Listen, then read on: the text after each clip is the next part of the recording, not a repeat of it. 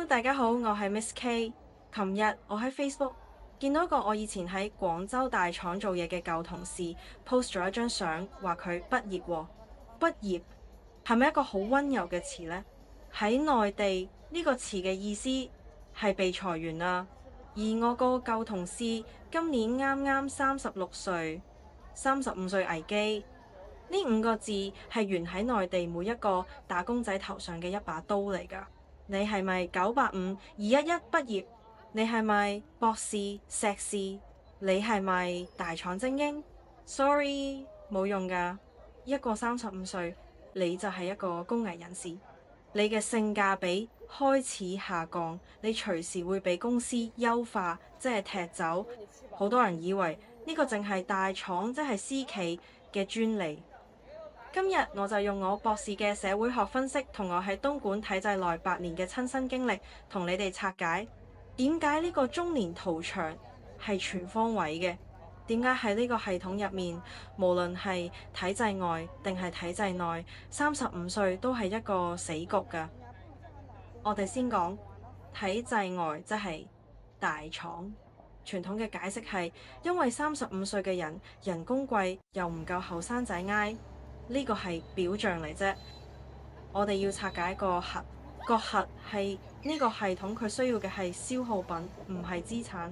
你諗下，資產係乜嘢？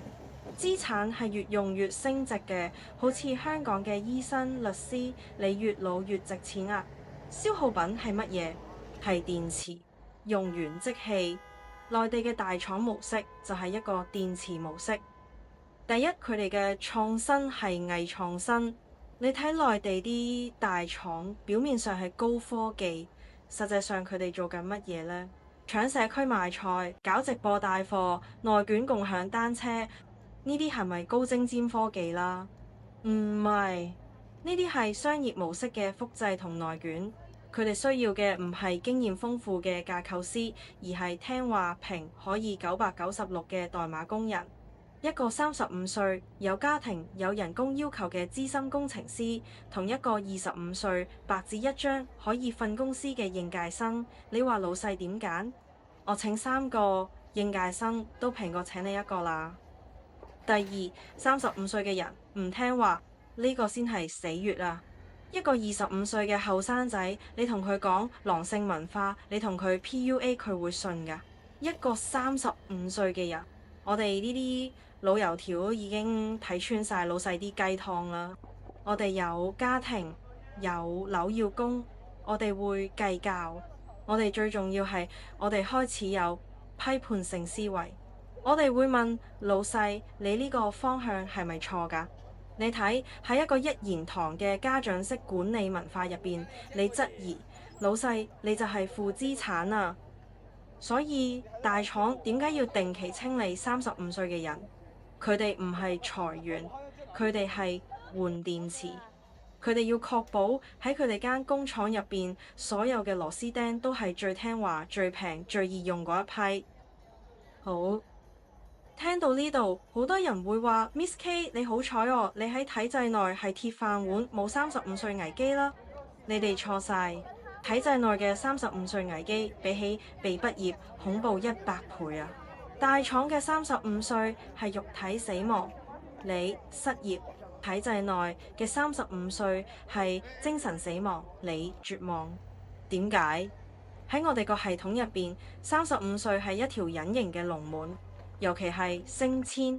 我哋有條潛規則，你如果35歲，某啲地方係38歲，你仲係一個科員，你升唔到副科或者正科，咁我同你講，你呢一世就係咁先㗎啦。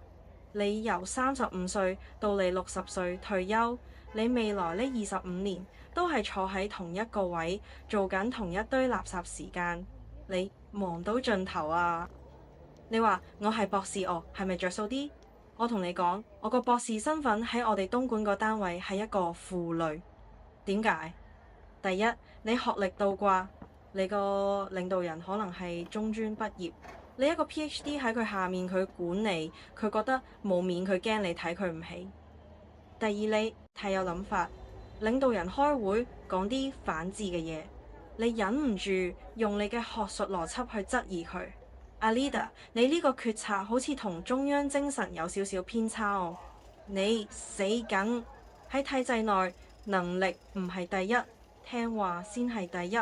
你一個35歲有博士學位，仲要有諗法嘅人，你係最危險嘅不穩定因素啊！咁系統會點對你？佢唔會炒你，佢會投閒置散，佢會將我一個博士調去檔案室去掃 A4 紙，佢會調我去做後勤去派防疫物資，佢會邊緣化你，令你自動投降。你明唔明啊？體制內嘅35歲係一場精神上嘅凌遲，佢唔會殺你，佢會廢咗你。佢將你嘅專業、你嘅理想、你嘅精力逐啲逐啲磨平，直到你變成一個稀做等退休冇靈魂嘅軀殼。所以你睇，喺體制外35歲嘅人被當作電池，用完即棄；喺體制內35歲嘅人被當作威脅，投閒置散。從我社會學嘅角度睇呢，呢個係一場結構性嘅人力資本浪費。一個社會最有價值嘅資產係乜嘢？就係呢班35歲到45歲嘅人。我哋有經驗、有精力、有家庭責任感，我哋仲有諗法，我哋係中堅力量啊！但係內地呢個系統佢做緊嘅嘢係系統性。咁第一，懲罰經驗；第二，消滅思考。佢要嘅淨係聽話嘅執行者。阿爺日日喺度講要產業升級，要高質量發展，但係你個制度就係左右互搏。你一邊諗創新，一邊砸爛最有創新能力嗰班人。你話係咪好荒誕？講返我今年就係喺呢一個關口，我望住我廣州大廠個同事佢被畢業，我望住我東莞體制內嘅舊同事佢哋等退休。問問自己，Miss K，你個 PhD 讀返嚟係為咗去搶外賣，定係為咗去數 A4 紙數到60歲？我話我唔制，我唔想我嘅肉體被畢業，我亦都唔想我嘅精神被凌遲。我讀咁多書係為咗成為一個更好嘅人，唔係為咗做一粒螺絲釘啊！所以我嚟咗香港，我唔知香港嘅40歲會點，但起碼喺呢度，我個腦仲係有價值嘅。好，今日拆解中年圖長就到呢度。一個系統，佢點樣對待人，就決定咗佢點樣培養人。既然社會唔需要經驗，唔需要思考，咁我哋內地嘅大學、中學、小學，佢哋仲會培養啲乜嘢人出嚟？下一集我想同大家拆一個我最有切膚之痛嘅話題，我哋嘅教育。我呢個博士係點樣由一條流水線生產出嚟？點解我話內地嘅教育產業化係製造緊一批又一批精緻嘅利己主義者？如果你對我呢個新港漂嘅內幕拆解有興趣，記得 subscribe 我嘅 channel、like 同 share 呢條片。我係 Miss K，我哋下集再見。